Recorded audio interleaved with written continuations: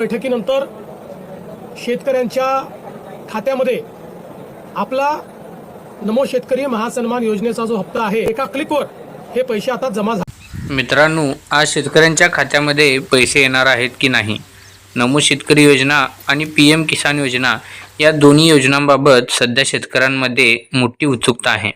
काही शेतकऱ्यांना पैसे मिळालेले आहेत तर काही शेतकऱ्यांचे पैसे अडकलेले आहेत। नेमकी अडचण काय आहे, पुढचा हप्ता कधी येणार आहे आणि पैसे मिळण्यासाठी काय करावे लागेल, हे सगळं या व्हिडिओमध्ये स्पष्टपणे मी सांगणार आहे। म्हणून व्हिडिओ शेवटपर्यंत नक्की पहा शेतकरी मित्रांनो। चला तर मग नमो शेतकरी योजना महासन्मान निधी योजना म्हणजे काय आहे समजून घेऊया। नमो शेतकरी महासन्मान निधी योजना ही महाराष्ट्र शासनाची योजना आहे। या योजनेअंतर्गत पात्र शेतकऱ्यांना दरवर्षी 6,000 रुपये थेट त्यांच्या बँक खात्यामध्ये दिले जातात। ही रक्कम 3 हप्त्यांमध्ये जमा केली जाते। ही योजना PM किसान योजनेला पूरक म्हणून सुरू करण्यात आलेली आहे। चला तर मग जाणून घेऊया PM किसान सन्मान महानिधी योजना म्हणजे काय।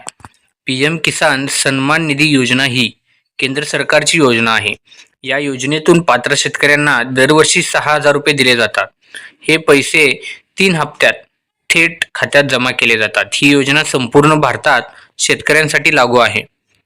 तसेच या दोन्ही योजना मिळून शेतकऱ्यांना पैसे किती मिळतात, जर शेतकरी दोन्ही योजनांसाठी पात्र असेल तर त्यांना दरवर्षी एकूण 12,000 रुपये मिळतात। यावर्षी 6,000 रुपये PM किसान आणि 6,000 रुपये नमो शेतकरी योजनेतून मिळतात। म्हणजेच प्रत्येक 4 महिन्याला शेतकऱ्याच्या खात्यामध्ये काही रक्कम जमा केली जाते। चला तर मग पाहूया आत्ताची परिस्थिती काय आहे। सध्या अनेक शेतकऱ्यांना हप्ता मिळालेला नाही किंवा थांबलेला आहे। यामागे मुख्य कारण म्हणजे KYC अपूर्ण, जमिनीच्या नोंदीतील चूक किंवा बँक खात्यातील समस्या। सरकारकडून पैसे मंजूर झालेले असले तरी पण तांत्रिक अडचणीमुळे काही खात्यांवर पैसे पोचलेलेच नाहीत। व तसेच जाणून घेऊया नमो शेतकरी योजनेचा सध्याचा हप्ता कुठे अडकला आहे। नमो शेतकरी योजनेत अनेक वेळा राज्य शासनाकडून निधी वेळेत मंजूर होतो, पण लाभार्थी यादीमध्ये नाव नसणे, आधार बँक लिंक नसणे किंवा जमीन सातबाऱ्यात नाव अपडेट नसणे यामुळे हप्ता अडकतो। त्यामुळे काही शेतकऱ्यांना पैसे उशिरा मिळतात। आता पाहूया PM किसान योजनेचा हप्ता अडकण्याची कारणे।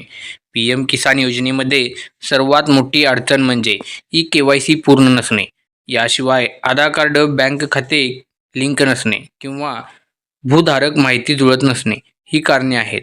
एक छोटी चूक सुद्धा हप्ता थांबवू शकते।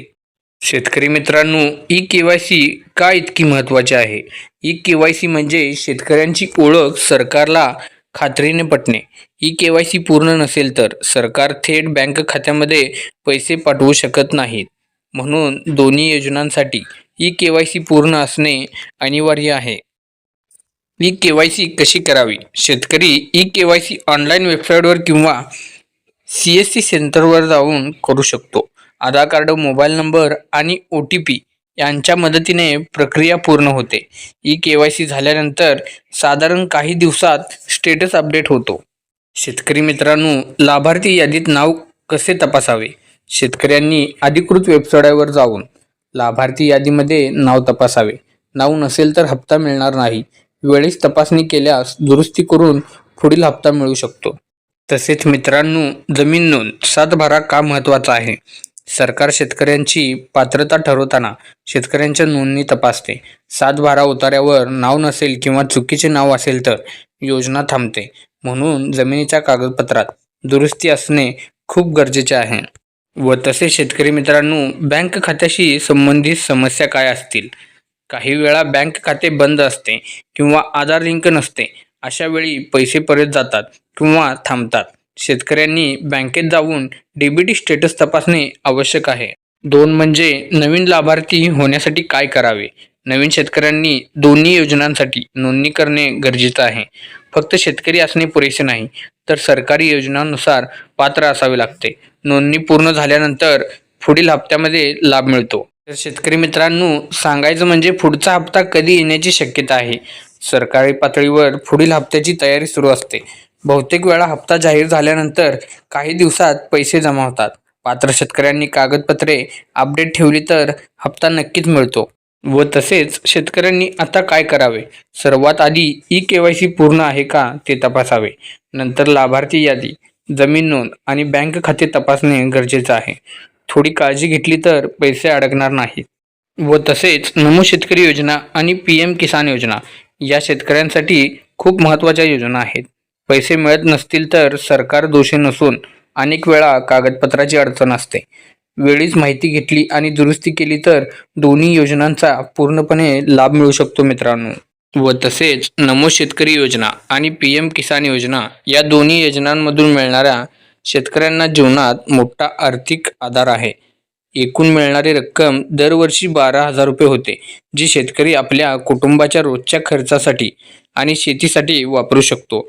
हे लक्षात घेऊन शेतकऱ्यांनी नेहमीच आपल्या खात्याची ई-KYC आणि जमीन नोंदणी करणे गरजेचे आहे.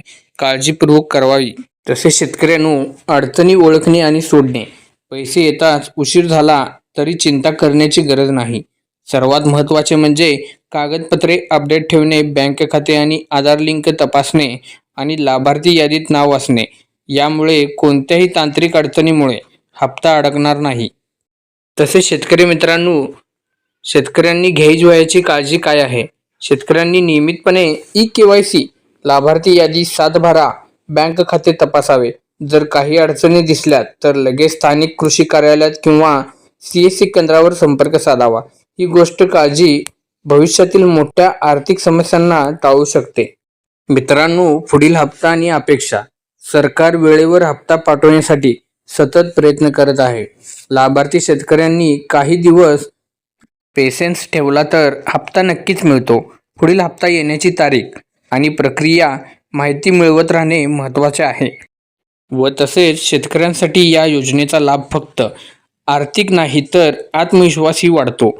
सरकारच्या मदतीने शेतकरी आपली शेती सुधारू शकतो, कुटुंबाचा आधार मजबूत करू शकतो आणि भविष्यातील संकटांना सामोरे जाऊ शकतो. म्हणून योग्य माहिती, वेळेवर दुरुस्ती आणि सतत तपासणी केल्यास शेतकरी पूर्ण लाभ घेऊ शकतो आणि आर्थिक धैर्य मिळवू शकतो.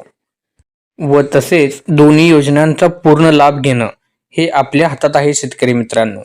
जर हा व्हिडिओ उपयोग वाटला असेल तर इतर शेतकरी बांधवांपर्यंत नक्की पोचवा. कारण आज दिलेली माहिती एखाद्या शेतकऱ्याचा अडकलेला हप्ता परत करू शकते. व तसेच हा व्हिडिओ आवडला असेल तर आपल्या व्हिडिओला व चॅनलला सबस्क्राईब व लाईक करायला विसरू नका.